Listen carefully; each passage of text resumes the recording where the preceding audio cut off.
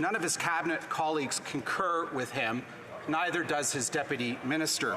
The minister needs to take some time to reflect on the principle of ministerial accountability and on the integrity of our parliamentary system, and needs to decide what the honourable course of action is. Will he do that? The Right Honourable Prime Minister.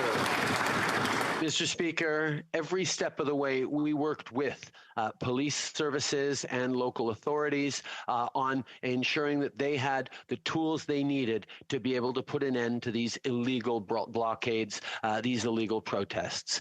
When we chose to invoke the Emergencies Act, it was to deliver more tools that the police ultimately used to put an end to these illegal disruptions to so many Canadians' lives. While Conservative politicians were busy celebrating with and encouraging these illegal protesters, we acted to keep Canadians safe. Honourable Member for Dufferin-Caledon.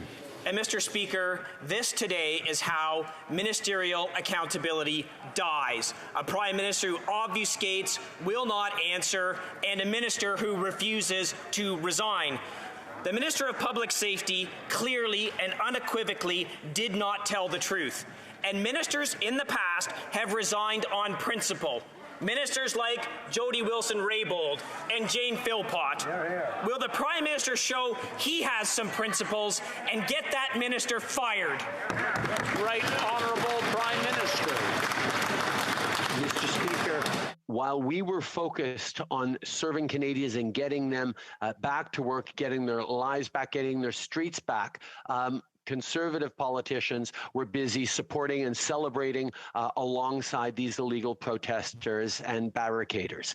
We focused on delivering the support that police services needed to put an end to this, which ultimately led up to us choosing to invoke the Emergencies Act, which gave them tools necessary that worked to put an end to these illegal blockades.